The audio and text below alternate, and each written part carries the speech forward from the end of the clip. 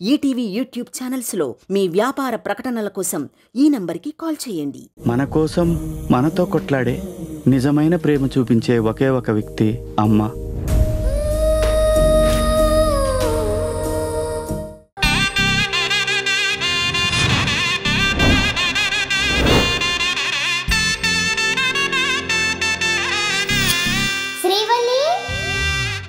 ఈ విషయం పిన్ని నాన్న వాళ్ళతో మాట్లాడితే వాళ్ళని ఇంకా బాధ పెట్టినట్టు అవుతుంది. పైగా వాళ్ళు ఒప్పుకోరు కూడా. అందుకే నేను మాట్లాడలేదు. నువ్వు కూడా వాళ్ళకి ఈ విషయం చెప్పొద్దమ్మా. అలాగే అన్నయ్య, చెప్పను. నేను చెప్పాల్సింది చెప్పాను.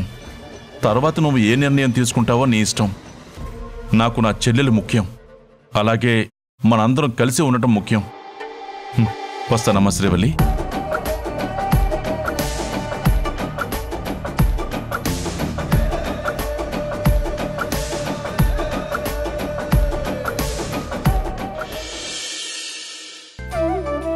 హలో రమేష్ గారు, బాగున్నారా సార్? ఏం లేదు సార్, మా శ్రీవల్లికి పెళ్లి పెట్టుకున్నాము. మీరు ఇవ్వాల్సిన అమౌంట్స్ ఉంది కదా, అది చాలా అవసరం సార్. అయ్యో రొమ్మ నండ్రి సార్. Okay sir, okay. అమ్మయ్యా. లడ్డు తంగచ్చి, అందరి దగ్గర మనకి రావాల్సిన అమౌంట్ ఎంతో క్యాలిక్యులేట్ చేసావా? చేసుండా తంగచ్చి. ఆల్రెడీ అందరికి ఫోన్లు చేసి డబ్బులు కావాలని కూడా చెప్తున్నాను. అవును, మొత్తం మనకెంత రావాలి? సుమారుగా 2,75,000 దాకా రావాలి తంగచ్చి. అంతేనా? ఆ అమౌంట్ మనకి సరిపోదు లడ్డు. ఇంకా మనకి డబ్బులు చాలా అవసరం పడతాయి. నువ్వు డబ్బు విషయంలో కంగారు పడకు తంగచ్చి. నేను ఏదో విధంగా అడ్జస్ట్ చేస్తాను కదా. నేను చూసుకుంటాను కదా. శ్రీవల్లి, వచ్చేసావా? సుబ్బు ఏం చేస్తున్నాడు? సుబ్బు ఏం చేస్తున్నాడో నాకెలా తెలుస్తుందమ్మా? అదేంటి, నువ్వు సుబ్బు ఇంటి దగ్గర నుంచి రావట్లేదా? లేదమ్మా. మరి సుబ్బుని కలవడానికి వెళ్ళావనుకున్నానే, అక్కడికి వెళ్లకుండా ఎక్కడికి వెళ్ళావు? నువ్వు కూడా వాళ్ళకి ఈ విషయం చెప్పొద్దమ్మా. అది మా ఫ్రెండ్ వాళ్ళ ఇంటికి వెళ్ళొచ్చానమ్మా. ఫ్రెండ్ వాళ్ళ ఇంటికంటే ప్రియా ఇంటికా? కాదు, వేరే ఫ్రెండ్ ఇంటికి. తనకి తెలియదులే. నాకు తెలియని ఫ్రెండ్ ఎవరమ్మా? అమ్మమ్మా, నానమ్మా.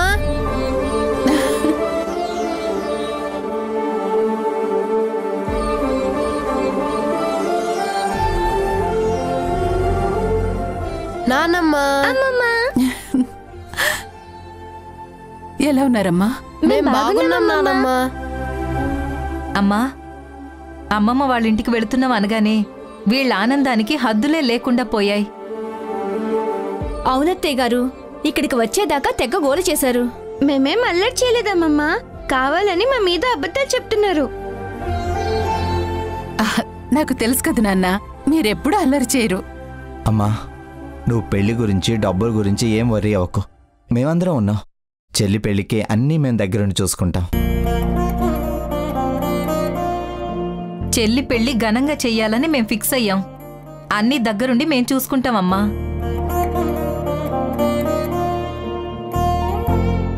అవునత్తయ్య, మీరలా కూర్చొని ఏం చేయాలో మాకు చెప్పండి, మేం చేసేస్తాం. అంతకన్నా నాకింకేం కావాలి? ఎన్నాళ్లకి ఇల్లంతా నా పిల్లలతో, మనవళ్లతో, మనవరాళ్లతో చాలా సందడిగా అయిపోయింది. ఇప్పుడు నా ఆనందాన్ని మాటల్లో చెప్పలేను.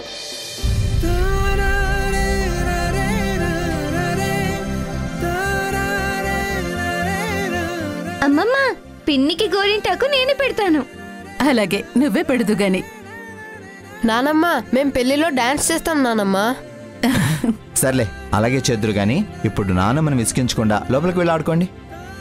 లడ్డు, పిల్లల్ని తీసుకెళ్లి స్వీట్స్ అవి పెట్టు. అలాగే తంగచ్చి, వాంగ. పెళ్లి బట్టల షాపింగ్ అయిందా శ్రీవల్లి? ఇంకా లేదక్కా. మగ పెళ్లివారి డ్రెస్సులు ఎప్పుడు కొన్నా పర్లేదు. మన లేడీస్ డ్రెస్సులు కదా, చాలా వర్క్ ఉంటుంది. తొందరగా తీసుకోవాలి. అలా అయితే రేపే తీసుకుందాం వదినా. అమ్మా, ఒక మంచి రోజు చూసి మంగళసూత్రం కూడా ఆర్డర్ ఇచ్చి రావాలి. అలాగే. అవునండి, దాంతోపాటు పెళ్లి పత్రికలు ప్రింట్ చేయించడం, ఫంక్షన్ హాల్ బుక్ చేయడం, మంగళ వాయిద్యాలు ఇవన్నీ చూసుకోవాలి కదా. అమ్మా, నువ్వేమంటావు? ఇంకా ముఖ్యమైన పనులు ఏమన్నా ఉన్నాయా? ఉంటే చెప్పు. నేను చెప్పేదేముంది నాన్న, మీకన్నీ తెలుసు కదా. మీకు నచ్చినట్టే చేయండి.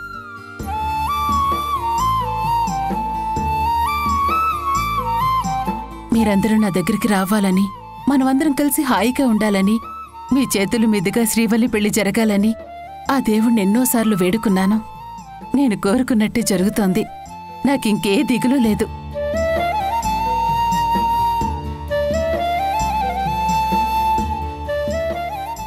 ఎప్పటికీ మనమందరం ఇలాగే కలిసుండాలి.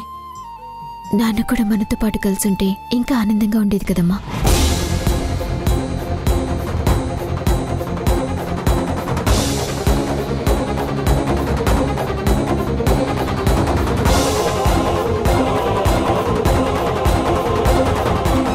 రాకేశ్వా, కూర్చో.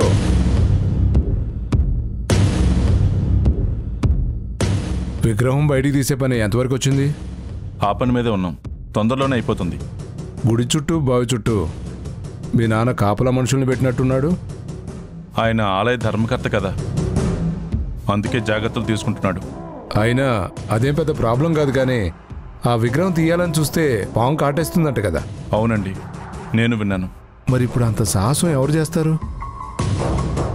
బావిలోంచి విగ్రహం తీయడానికి ఎవరైనా ఏర్పాటు చేశారా? చేశానండి. ఎవరు? శ్రీవల్లి. నేను ఆర్తి శ్రీవల్లితో మాట్లాడి తన మైండ్ని పూర్తిగా వాష్ చేశాం. తను విగ్రహం తీయడానికి ఒప్పుకుంటుందని నమ్మకంగా ఉన్నాం.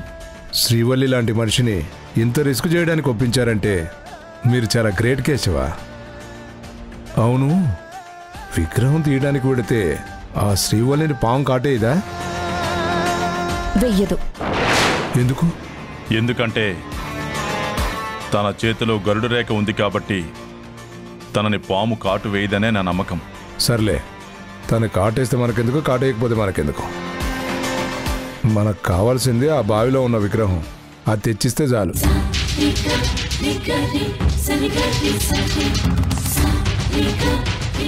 ఓకే కేశవ, మనం కరెక్ట్గా ప్లాన్ చేసి దాన్ని పర్ఫెక్ట్గా అమలు చేయాలి. ఈ విషయం ఎవ్వరికీ తెలియకూడదు, ఎటువంటి సాక్ష్యాలు ఉంచకూడదు, సాక్షుల్ని ప్రాణాలతో ఉండనివ్వకూడదు. విగ్రహం మన చేతికి రాగానే శ్రీవల్లితో కూడా మన పని అయిపోతుంది. తన చాప్టర్ కూడా క్లోజ్ చేసేద్దాం. ఏమంటారు? నేనేమంటాను, అలాగే చేద్దామంటాను. తను బ్రతికుంటే మళ్ళీ మాకు ప్రాబ్లం అవుతుంది. తనను చంపడం వల్ల మాకే ఎక్కువ ఉపయోగం ఉంటుంది. నాకు తెలుసు కేశవ, మీరు కూడా నేను ఆలోచించినట్టే ఆలోచిస్తారని. అమిత్ ఆ విగ్రహం తొందరగా కావాలని అడుగుతున్నాడయ్యా.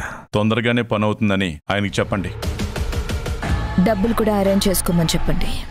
మీరు విగ్రహం తేవడమే లేటు. మీ డబ్బు మీ అకౌంట్లో పడిపోతుంది. దాంట్లో ఏ మాత్రం తేడా ఉండదు. తేడా వస్తే ఏం చెయ్యాలో కూడా నేను పక్కాగా ప్లాన్ రెడీ చేసుకుని ఉన్నాను. ఎందుకంటే రూపాయి 2 రూపాయలు కాదు కదా సార్, 200 కోట్లు.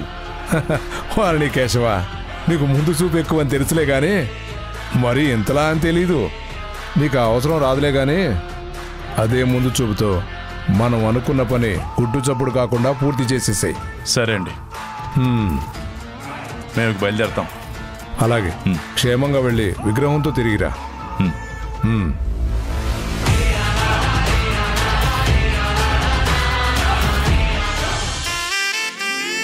భవానీ, పిల్లలు తిన్నారా? వాళ్ళకి ముందే పెట్టేశాను అత్తయ్య, తిని రూమ్లో ఆడుకుంటున్నారు. సరే పదండి, మీకు వడ్డిస్తాను. మాకిప్పుడే వద్దత్తయ్య, మీరు తినండి. తినాలొద్దినా, నీకు తప్పదు. ఎందుకంటే పెళ్లిలో నువ్వు చేయాల్సిన పనులు చాలా ఉన్నాయి.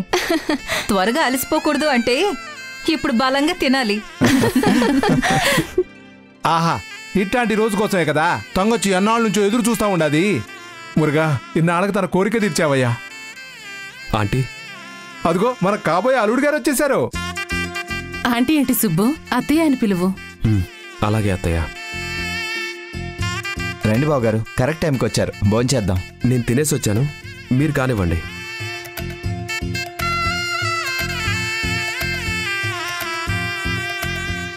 అత్తయ్య, నేను మీతో ఒక విషయం మాట్లాడాలని వచ్చాను. చెప్పు సుబ్బు. మీరందరూ సంతోషంగా ఉన్న టైంలో నేను ఇలాంటి ప్రశ్నలు అడుగుతున్నానని తప్పుగా అనుకోకండి. నువ్వేం పరాయవాడివి కాదు సుబ్బు, ఈ ఇంటి అల్లుడివి. నువ్వేవైనా అడగచ్చు, నేనేమనుకోను. అత్తయ్య, మీరు మావయ్యను ఎందుకు దూరంగా ఉంచుతున్నారు?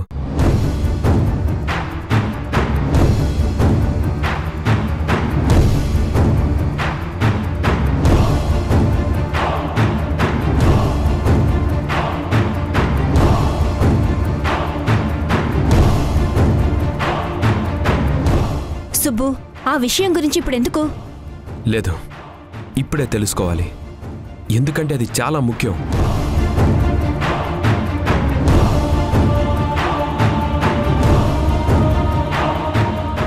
సుబ్బు, అందరికీ సమాధానం చెప్పి అలిసిపోయి ఉన్నాను. ఇప్పుడు అందరం బాగున్నాం కదా, మధ్యలో ఆయన ప్రస్తావన ఎందుకు? వదిలేసే సుబ్బు. లేదత్తయ్య, అందరూ వాళ్ళ మనసులో ఉన్న ప్రశ్నల్ని, బాధని దాచుకుంటున్నారు. ముఖ్యంగా మావయ్య గారు ఎంత బాధపడుతున్నారో మీరు తెలుసుకోవాలి.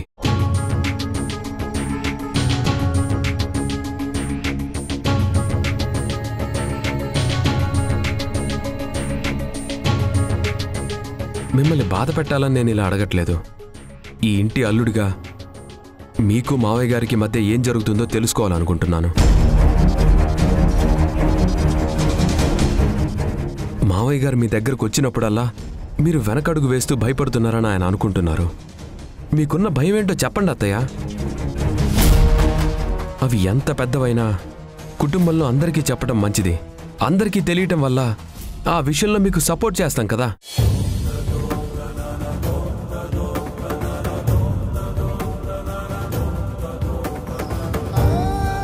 ఒకవేళ మావయ్య గారి వల్ల తప్పు జరిగిందని మీరు అనుకుంటే మోకాళ్ల మీదుండి మీ కాళ్ళు పట్టుకుని క్షమాపణ చెప్పడానికి ఆయన సిద్ధంగా ఉన్నారు. నాకెలాంటి క్షమాపణ అక్కర్లేదు. ఆయన ఎప్పుడూ తప్పు చేయరు. మరి ఎందుకు నాన్నకి దూరంగా ఉంటున్నావమ్మా? సుబ్బు అడుగుతుంది కరెక్టే కదా, కారణం ఏంటో తెలుసుకోవాలి కదా. నీకెదురు మాట్లాడొద్దని మా అందరి నోర్లు మోయించావు. కనీసం ఎప్పుడైనా చెప్పమ్మా.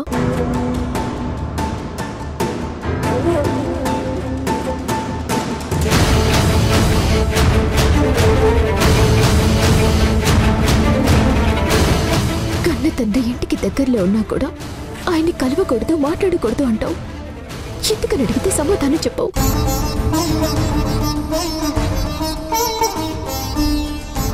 అవునమ్మా, 23 ఏళ్ల నుంచి నువ్వింత బాధను భరించడానికి వెనుకున్న అసలు కారణమేంటో తెలుసుకోవాలని నాకు ఉంది. నీ బాధను తీర్చడానికి మేమందరం ఉన్నాం. చెప్పమ్మా.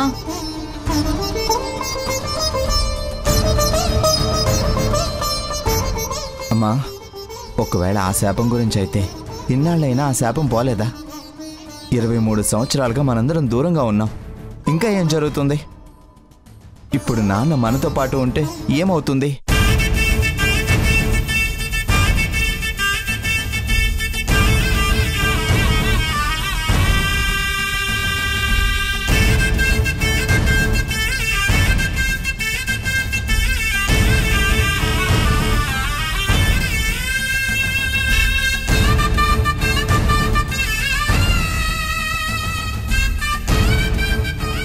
నాన్న, టాబ్లెట్ వేసుకోండి.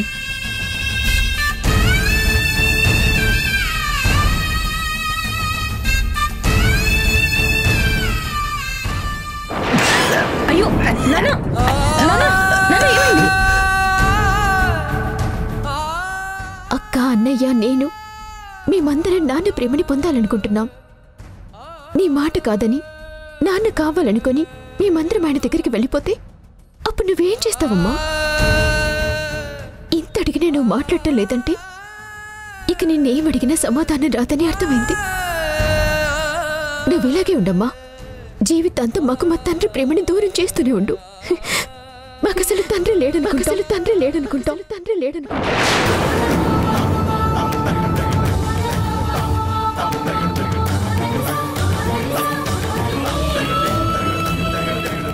మీ నాన్న నాకు దగ్గరగా ఉంటే ఆయన ప్రాణానికే ప్రమాదం.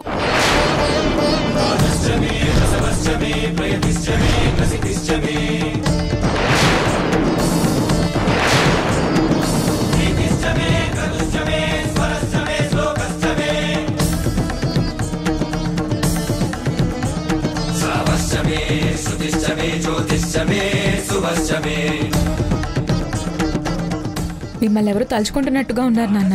నన్నెవరు తలుచుకుంటారమ్మా? తలుచుకుంటే మీ పిన్ని, మీ చెల్లి, తమ్ముడు తలుచుకుంటారు.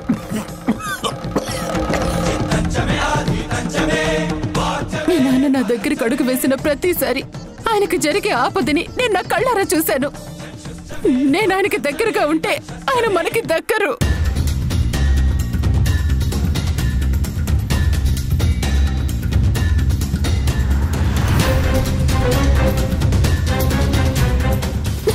అందుకే ఆయనతో కలిసి ఉండాలని నాకెంతో ఆశగా ఉన్నా. నా భర్త ప్రాణాలకి ఏ ప్రమాదం జరగకూడదని గుండెని రాయి చేసుకొని ఆయనకి దూరంగా బ్రతుకుతున్నాను.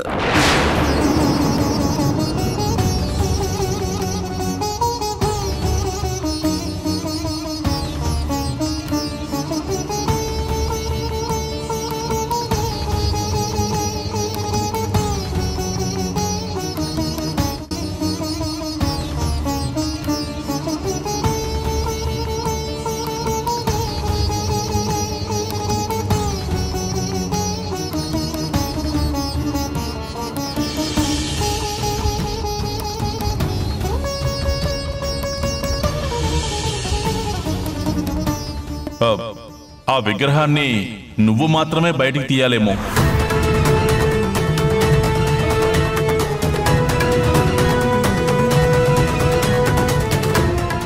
కేశవన్నయ్య చెప్పినట్టు ఆ విగ్రహాన్ని నేనే తీయగలనా?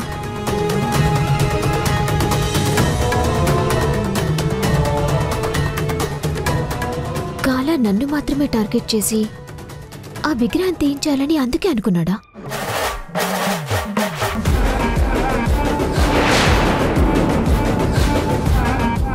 మా కుటుంబానికి చెందిన ఇంతమంది ఉండగా నన్ను మాత్రమే ట్రాన్స్లోకి తీసుకున్నాడంటే నాకు ఆ విగ్రహానికి ఏదో సంబంధం ఉంది. నువ్వు సంతోషంగా ఉండాలన్నా, మీ నాన్న ఎక్కడున్నాడో తెలియాలన్నా ఆ విగ్రహం నువ్వు బయటికి తీయడం ఒక్కటే పరిష్కారం. ప్రియ కూడా ట్రాన్స్లో ఉన్నప్పుడు చాలాసార్లు నన్ను సుబ్రహ్మణ్యపురం వెళ్లి విగ్రహం తీస్తే మీ నాన్న గురించి తెలుస్తుందని చెప్పింది. అక్కడికి తీసుకెళ్లే ప్రయత్నం కూడా చేసింది.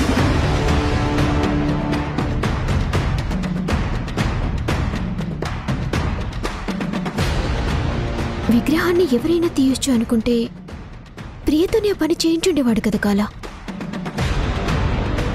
కానీ అలా చేయకుండా నా మీద మంత్రప్రయోగం చేసి నన్ను తీసుకువెళ్ళాలనుకున్నాడంటే అది నా వల్ల మాత్రమే సాధ్యమవుతుందనుకుంటా. మీ నాన్న నాకు దగ్గరగా ఉంటే ఆయన ప్రాణానికే ప్రమాదం. నేను ఆయనకి దగ్గరగా ఉంటే ఆయన మనకి దక్కరు. నా భర్త ప్రాణాలకి ఏ ప్రమాదం జరగకూడదని గుండెని రాయి చేసుకొని ఆయనకి దూరంగా బ్రతుకుతున్నాను. పిన్ని అలా చేయడానికి మన ఫ్యామిలీకి ఉన్న శాపమే కారణమేమోనని నాకు అనిపిస్తుంది. మా కుటుంబానికి ఏదో శాపం ఉందని అమ్మ కూడా భయపడుతోంది. నాన్నని దూరం పెట్టడానికి కారణం బహుశా ఆ శాపమై ఉండొచ్చు. ఇప్పుడు నేను ఆ విగ్రహం బయటికి తీస్తే ఆ శాపం పోతుందా? విగ్రహం బయటికి తీసే ప్రయత్నం చేస్తే నాకేదో జరుగుతుందని అమ్మ భయపడుతుందా? నన్ను సుబ్రహ్మణ్యపురం వెళ్ళొద్దని చెప్పింది. ఇవన్నీ ఆలోచిస్తుంటే మా ఫ్యామిలీకి ఉన్న శాపానికి బావిలో ఉన్న విగ్రహానికి కూడా ఏదో సంబంధం ఉన్నట్టుంది.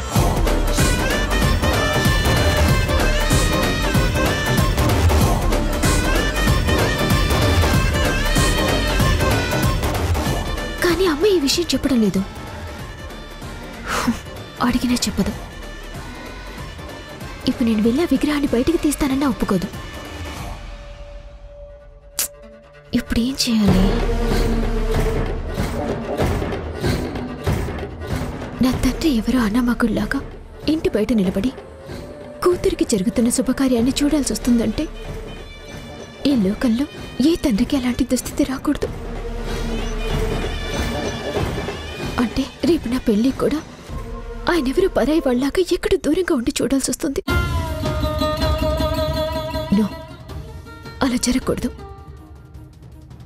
మా నాన్న అలా బాధపడటం నేను చూడలేను. అమ్మ మనసులోని భయాలు తొలగిపోవాలన్నా, నాన్న మాతో కలిసి ఉండాలన్నా ఆ శాప విమోచనం జరగాలి.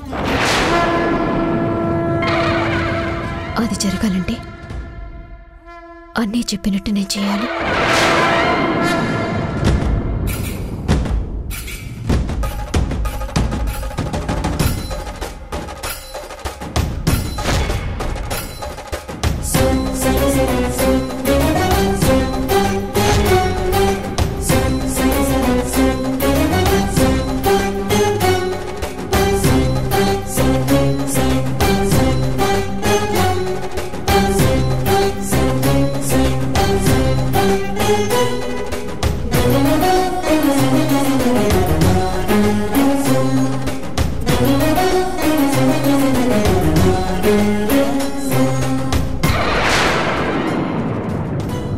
స్వామి, నా కుటుంబానికి ఉన్న శాపం పోవడం కోసం, మా అమ్మా నాన్నలు కలిసి ఉండటం కోసం సుబ్రహ్మణ్యపురం గుడి బావిలో ఉన్న శ్రీవల్లి దేవి విగ్రహాన్ని నేను బయటికి తీస్తాను. ఇది నా సంకల్పం.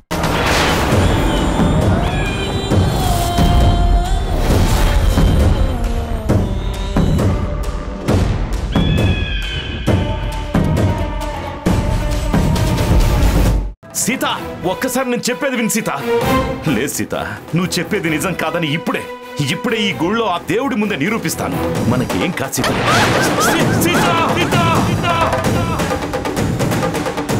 సీత, మా అమ్మకి ఎలా ఉంది డాక్టర్? సారీ టు సే, ఆవిడ బ్రతకడం కష్టం.